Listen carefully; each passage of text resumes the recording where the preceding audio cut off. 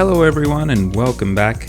This week we're jumping into Photoshop and we're going to be taking a sketch that I've done in my sketchbook from one of the previous videos and we're going to bring it up to a final illustration. And I'm going to share with you the techniques that I prefer to use. Very simple, straightforward techniques to really simplify the workflow and maximize the efficiency of the process. Now, there are probably hundreds of different ways to approach this. And if you look on the internet, it seems that everyone has their own special, unique way. And I think in previous videos, I myself have even worked using different workflows, and that's fine. You should experiment, just like with any traditional mediums. Digital medium is a place to experiment and try different things. There is no correct way to approach art.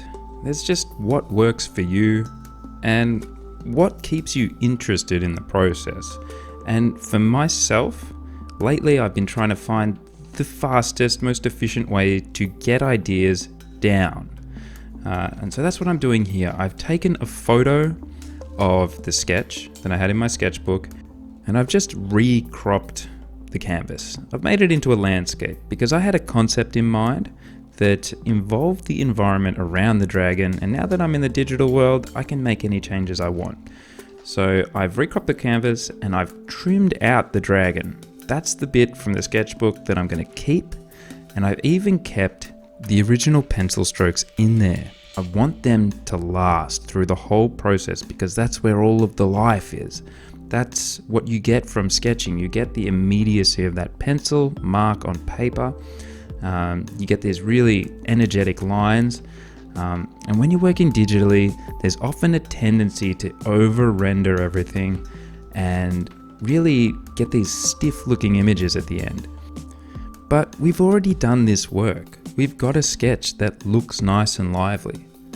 It even has basic shading information in it. There's values there. We can use this. So what we're going to do is simply paint on top of it. And if some of that line work ends up showing through in the final image, that's great. I'm all for it. I don't think that digital work should always look so stiff and lifeless and digital. And I don't think that every successful digital artwork needs to look like a piece of League of Legends splash art. But here I go again with my less is more rant.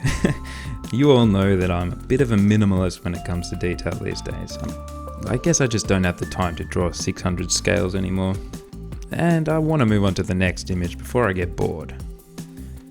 Anyway, back to the technical stuff. What you've seen me do over the last couple minutes is basically just put a couple of color washes over the entire image. Now, to do that, I've created another layer above the sketch layer and just use gradients to wash the whole image. Then I select the layer mode for those gradients and just flick through all of the options until I find something that works without destroying the sketch information below it. A good safe bet would be something like overlay or lighten, perhaps a multiply layer. These ones often work well to just add color information into a grayscale image. And the place where I started with this coloring was the sky, because with any image, the sky is going to dictate all of the other colors in the scene. Now, I'm not going to go too deep into this because I've made another video about color theory, so I'll just direct you over there to watch that one. If you want to understand how limiting different lights will limit the amount of colors that you have available to you in a scene. Long story short, if the sun shining in this scene is a sunset pinky red sort of color, you're only going to have access to colors that fall within those wavelengths. And if the sky around it is kind of that bluish kind of gunmetal color, that color will work its way into the shadow side. So once we've determined the colors of our light sources, in effect the sun and the sky, we then have something to judge the relationships between the colors in the scene. The relationships, not the colors, the relationships. And that's very important. Colors are kind of art's biggest lie. They don't really exist. It's all about the relationships between colors. But if you want to know more about that, check out my video on color theory, because I covered it comprehensively there, and I don't want to get too stuck into that right now. Getting back to the process of what I'm doing here, you can see me starting to try and add some more depth and materials into the image. I've kind of worked over almost the entire image, just adding in the local color for the dragon, the rocks, the water, the sky. And then I've gone in after that and tried to add directional lighting, basically some sort of information to try and turn the forms. Now, the layer structures that I'm using here are super basic. I'm just taking brushes and painting over the top of the sketch. I'm just adding color information on top of what I already have. And I'm just slowly working the lines out of the image, and I'm not too concerned about being clean about it. I want it to be a little bit messy. I'm also not varying my brush too much here, because the name of the game at the moment is cover the canvas. Get color everywhere, get those relationships feeling correct so that we can manipulate it as much as we want later. So once everything is kind of basically colored in, you can really start to think about some of the finer details. So where is my light source, and what side of these objects is going to be receiving light, and what side is going to be in shadow?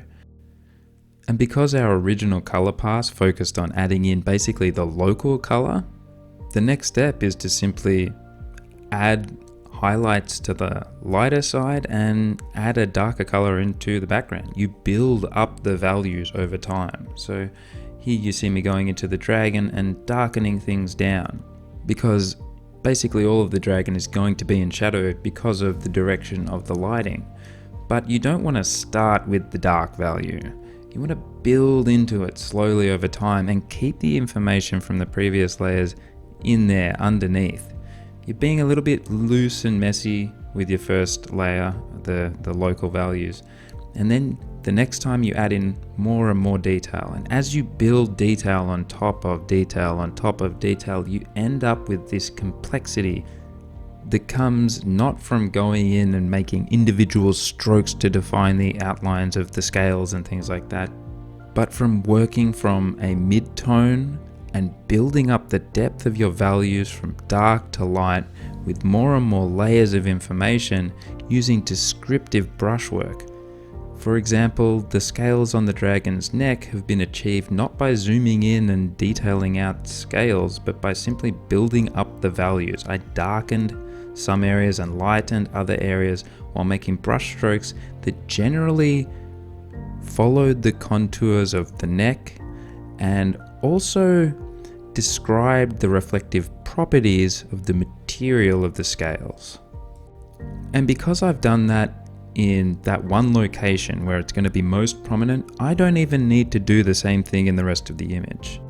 That small area of information is enough to indicate to the viewer that this is a scaly creature, and that means that I don't have to add that detail all over the dragon, just where it matters, where the lighting conditions would be the most descriptive.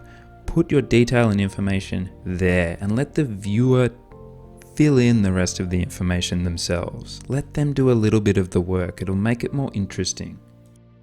Now, I'm sure you all noticed a little bit of a jump a minute or so ago where the colors changed quite dramatically. That was off camera. I just did a couple layer adjustments and wasn't recording. Sorry about that. But I do want to point out that all I did was make a color adjustment layer and mess with it a little bit, but it doesn't ruin the image at all because the color relationships are correct. And you can really be quite flexible. You can see right now the color palette has completely changed, but it looks natural because the relationships are correct. There is just so much power in getting the fundamentals of an image correct. It gives you so much flexibility. It allows you to tweak the contrast, the colors, the mood. You can just do so much if you build from a strong foundation. Now, before this image wraps up, I have one last tip, and it's something that I'm guilty of not doing enough. but I did on this image, and you will see the result. Show it to a friend, someone who you trust creatively, who you think has a good eye. It's all too easy to lose perspective if you've been staring at the same image for 6 hours. You might miss some really obvious mistakes, and I did in this image. I sent this to my friend Mitch, and he had a look at it, and within a couple of minutes he'd pointed out several things that I could tweak to make the image stronger. So, seek some feedback. You never know. It might be the thing you need to push your work to the next level. I'd like to thank you all for watching. If you enjoyed the video, please do drop a comment down below, hit that like button, subscribe if you think it's worth it, share it with your friends if you think they'd enjoy it, and I will see you guys next time. Bye bye.